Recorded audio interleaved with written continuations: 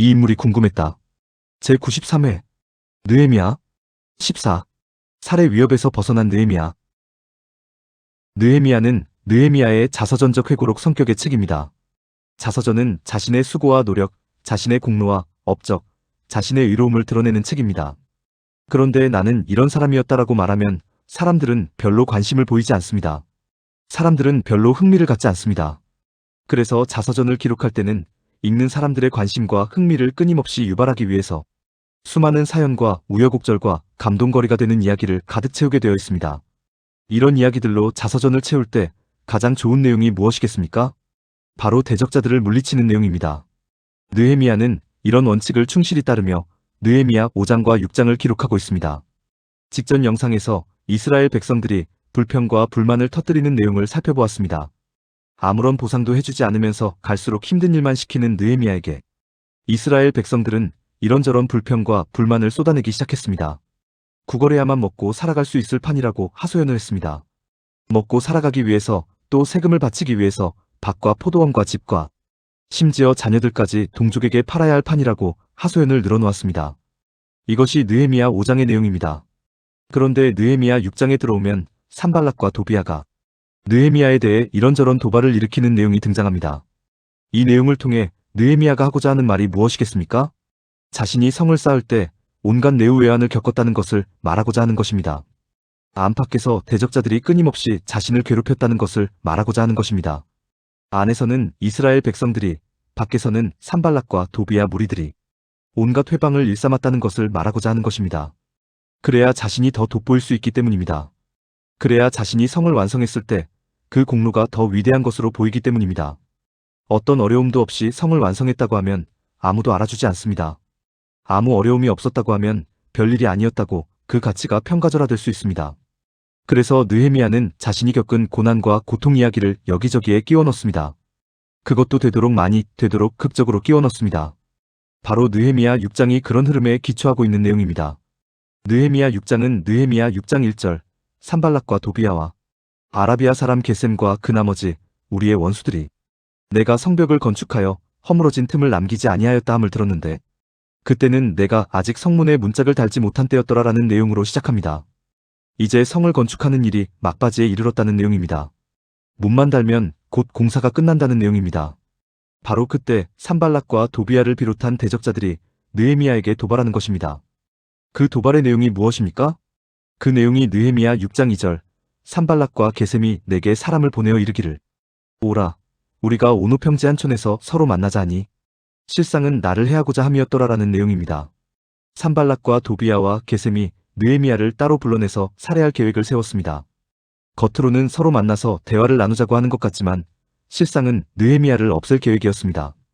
여기서 우리는 시간이 흐를수록 더 극악해지는 죄인의 방식, 죄인의 방법을 발견할 수 있습니다.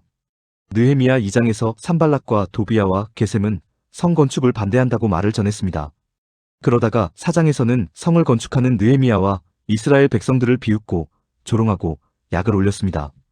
그럼에도 성이 반쯤 올라가자 이번에는 다른 족속들까지 끌어들여서 예루살렘을 기습 공격하기로 계획을 세웠습니다.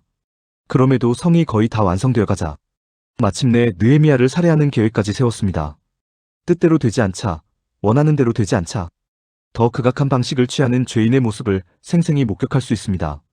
여하튼 산발락 일당이 느헤미야에게 따로 만나자고 했습니다. 그러나 느헤미야는 무엇인가 이상하다는 낌새를 느꼈습니다. 왜냐하면 그들을 따로 만나면서까지 나눌 이야기가 없기 때문입니다. 그래서 느헤미야는 적들의 말을 들어주지 않습니다. 그 내용이 느헤미야 6장 3절, 내가 이제 큰 역사를 하니 내려가지 못하겠노라.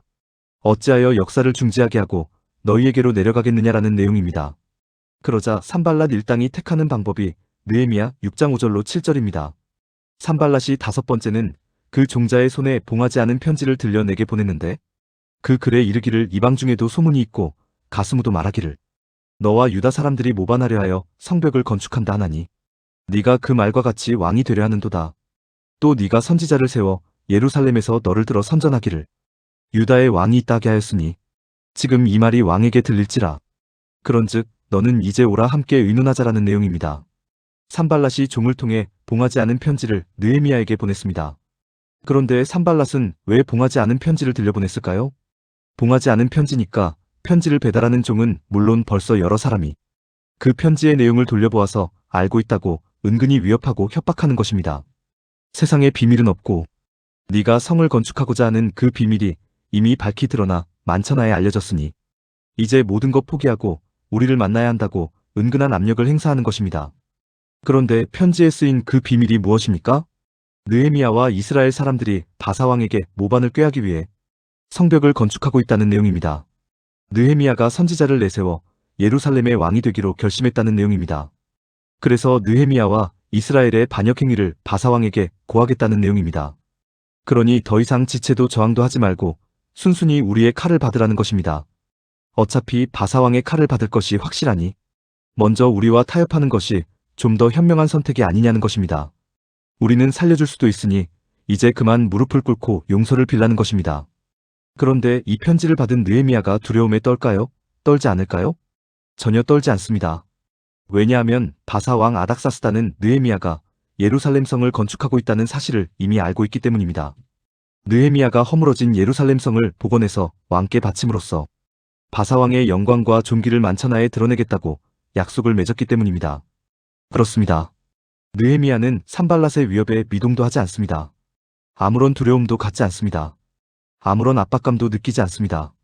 그래서 이어지는 내용이 느헤미야 6장 8절로 9절 내가 사람을 보내어 그에게 이르기를 네가 말한 바 이런 일은 없는 일이요 내 마음에서 지어낸 것이라 하였나니 이는 그들이 다 우리를 두렵게 하고자 하여 말하기를 그들의 손이 피곤하여 역사를 중지하고 이루지 못하리라 함이라. 이제 내 손을 힘있게 하옵소서 하였노라라는 내용입니다. 산발랏 네 마음을 내가 모를 줄 알고 네 마음 내가 다 알아. 네가 어떤 마음으로 봉하지 않은 편지를 보냈는지 그 이유를 다 알아. 그런데 어떡하니? 바사왕과 나는 이미 한마음한 뜻인데 내가 성을 건축하는 이유가 바사왕을 위한 것이라는 사실을 바사왕은 이미 다 알고 있는데 너는 괜한 헛수고만 하는 거야. 너는 결코 나를 이길 수가 없어. 더구나 하나님도 내 편이라 내 손을 강하게 하실 거야. 이렇게 하나님까지 끌어들이면서 오히려 산발랏을 비웃고 조롱하고 약 올리는 것입니다. 그러나 산발랏도 물러서지 않습니다. 산발랏도 포기하지 않습니다. 그래서 등장하는 내용이 느헤미야 6장 10절로 14절입니다. 봉하지 않은 편지 사건이 있은 지 얼마 후에 느헤미야는 두문불출하고 있는 스마야의 집을 방문합니다. 이때 느헤미야는 스마야로부터 무시무시한 소식을 듣습니다. 스마야가 하는 말이 산발랏 일당이 자객을 보내 느헤미야를 암살할 계획을 가지고 있으니 어서 빨리 성전 외소 안으로 들어가서 도피해야 한다는 것입니다. 그런데 느헤미야는 스마야의 말 속에서 자신을 죽이려는 음모가 숨어 있음을 직감할 수 있었습니다. 그 내용이 느헤미야 6장 12절 깨달은즉 그는 하나님께서 보내신 바가 아니라 도비야와 산발랏에게 뇌물을 받고 내게 이런 예언을 함이라라는 내용입니다. 느헤미야는 어떻게 음모를 알아챘을까요? 그 이유가 10절 스마야가 두문불출하기로라는 기록입니다. 느헤미야는 스마야가 두문불출하는 것이 이상해서 그의 집을 찾았습니다.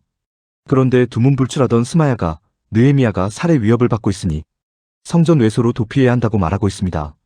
느헤미야 자신도 모르는 일을 스마야는 알고 있는 것입니다. 아니, 어떻게 두문불출하는 스마야가 이런 소식을 들을 수 있겠습니까? 느헤미야는 당연히 스마야를 이상하게 생각할 수밖에 없습니다. 또 스마야가 성전의 외소라는 특정 지역을 거론하는 것이 느헤미야의 마음에 이상하게 여겨집니다. 성전에서 가장 중요한 부분은 지성소와 성소와 외소입니다. 이 세 곳은 제사장 이외의 사람들은 함부로 드나들 수 없는 곳입니다. 들어가는 것 자체만으로도 중대한 법을 위반하는 것과 다름이 없습니다. 그래서 사람들의 왕래가 없는 아주 한적한 곳입니다. 한적한 곳이기에 소리 소문 없이 느헤미야를 살해할 수 있는 곳이고 설령 살해에 실패한다고 하더라도 제사장이 아닌 느헤미야가 외소에 들어갔다는 사실만으로도 얼마든지 그를 궁지로 몰아넣을 수 있는 것입니다. 느헤미야가 스마야의 말을 듣고 일단 외소에 들어가기만 하면 느헤미야는 죽임을 당하든지 아니면 죄범한 자가 되는 것입니다. 의심 많은 느헤미야는 이 사실을 깨달을 수 있었고 그랬기에 스마야의 계략으로부터 벗어날 수 있었던 것입니다. 그래서 등장하는 내용이 느헤미야 6장 13절 그들이 뇌물을 준 까닭은 나를 두렵게 하고 이렇게 함으로 범죄하게 하고 악한 말을 지어 나를 비방하려 함이었느니라라는 내용입니다. 두렵게 하고 범죄하게 하고 비방하려 한다는 의미가 무엇입니까? 자신을 살해하려는 계획이 두려워 외소로 들어가면 그것으로 느헤미야의 범죄가 성립되는 것이고 그 범죄로 인해 느헤미야는 비방거리가 되어서 결국 그가 하고자 하는 일을 포기할 수밖에 없는 상황으로 몰리게 된다는 의미입니다.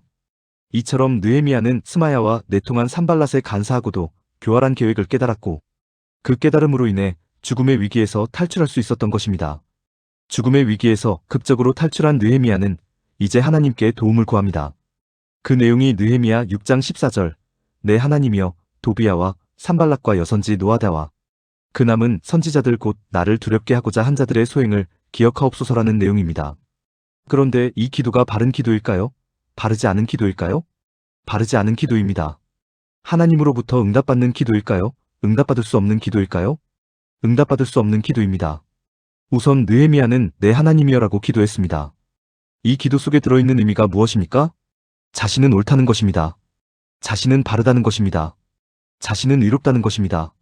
바꾸어 말하면 자기 이외의 사람은 옳지 않다는 것이고 자기 이외의 사람은 그르다는 것이고 자기 이외의 사람은 불의하다는 것입니다. 그러니 하나님은 나의 기도를 들어야 하고 나의 기도에 응답해야 한다고 하나님을 설득하는 것입니다.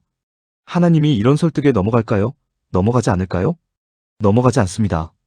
또 느헤미야는 기억하옵소서라고 기도했습니다. 그런데 무엇을 기억해달라고 합니까?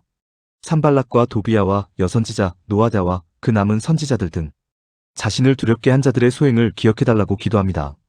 이 기도의 의미가 무엇입니까?